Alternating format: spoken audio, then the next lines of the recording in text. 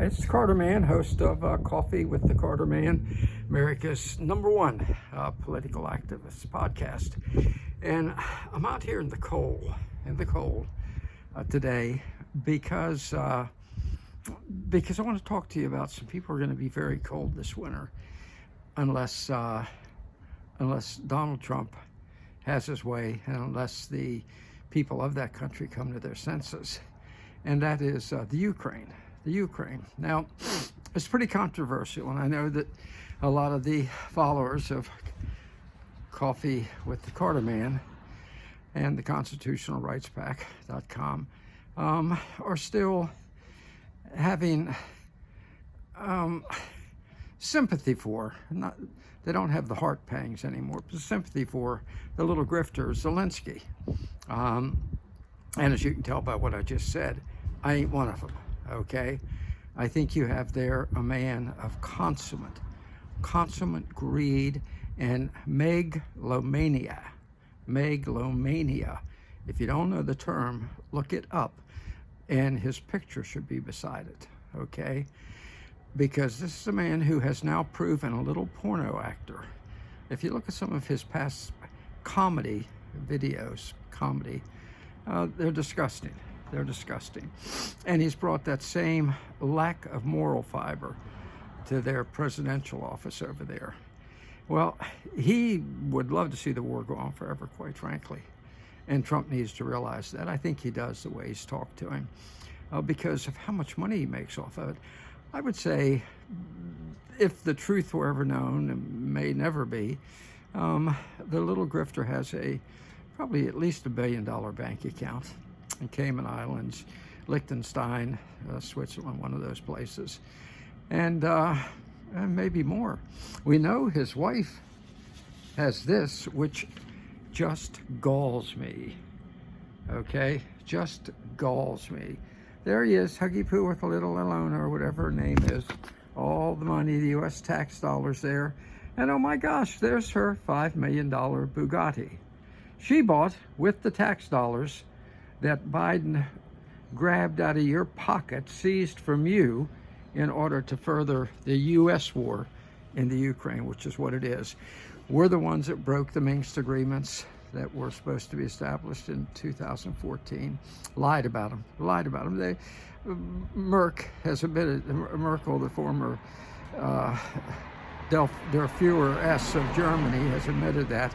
We're the ones that Nuland, who staged the Maidan coup, overthrowing a democratically elected government, and installed this little monster that's in there now, okay, who has sent about maybe 600,000 young Ukrainians to their deaths in a meat grinder war.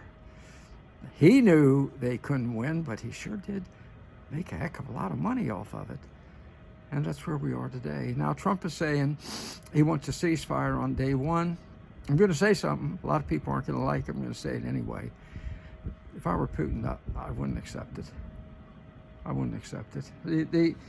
Here's the situation on the ground now. Zelensky's PR troops in Kursk. That's right. He sent some of his elite soldiers to die in Kursk. They're totally surrounded now. They're waiting for the bombs, the missiles to fall on them. He sent them there as a PR stunt. Worked for a while, because the U.S. media, the lickspittle U.S. media, talked about, wow, look at what Zelensky did. He seized the ground. He didn't seize anything, okay? Went into some unarmed villages and hunkered down there, and now they're surrounded. They can't escape. Elite troops that then were not free to fight in places like, let me get the name right, Pokrovsk. Pokrovsk now is about to fall to Russia. This is another reason, if I were Putin, I'd say, not yet. Do you know what no means to a ceasefire? Pokrovsk is about to fall. And when it falls, it is the supply line for the troops of Ukraine, what remains of the troops. They're very thin and aged now. He's drafted people well over 40 to go, forcing them to go fight at gunpoint. When Pogras falls, then it is an open, almost unfettered pathway to Kiev if Putin wanted to take it, which frankly he does not. Never has. It did his own stupid PR stunt at the beginning in 2022 to show how powerful his troops were, and they weren't prepared, but now they are, and they've shown it over and over. Don't listen to the lickspittle American media. Real authorities like General McGregor, Scott, whose last name I can never mention, Larry Johnson, are telling the truth that the losses are about 10-1 in terms of 10 times the Ukrainians dying as Russian troops. Russian troops there are 300,000 to 400,000, maybe 100,000 left of the Ukrainians, thoroughly untrained. Weaponry, the Ukrainians obviously have nothing to fight back with, and certainly if they did, would not be able to combat the, what is it, Orchinsky, whatever it is, missile that Russia has now shown they can take out a several block region 30 feet down with one missile, 36 warheads. So that's where we are. That's where we are. And I bring up the cold because Russia now is proceeding to wipe out the entire energy structure of Ukraine just as winter sets in. You may say it's cruel. Well, it's also cruel for the demented, evil-minded Biden to lie to us and then turn around and give Zelensky, the little grifter, permission to launch ATACMS missiles into the cities of Russia. Russia has 12 cities with over 1 million people. They start hitting those, you're not going to have any Ukraine left. I'm just telling you. Okay, we need to sum up here. We're almost out of time. We're looking at a war that never had to be fought. Never. Putin had already agreed to the Istanbul Agreement when the grifter Zelensky, we'll promise you billions of dollars if you don't sign. And so he eagerly said, oh, I know sign. I go play piano with my penis again. It's very funny, which was one of his comedy stunts. That's what we're facing now, folks. Now, as far as the agreement, the catalog agreement, I guess they're going to call it, that it looks like they might present, that would no Ukraine in NATO for 10 years or so, and French troops in Ukraine. What's change of pace? France sending troops into another country instead of having troops march into their country. You know the old saw that the reason the streets of Paris are lined with trees is that so the Germans can march in the shade. Okay. Well, now little Macron, going to show my stuff, who has almost no troops left, is saying we'll have peacekeeping troops there.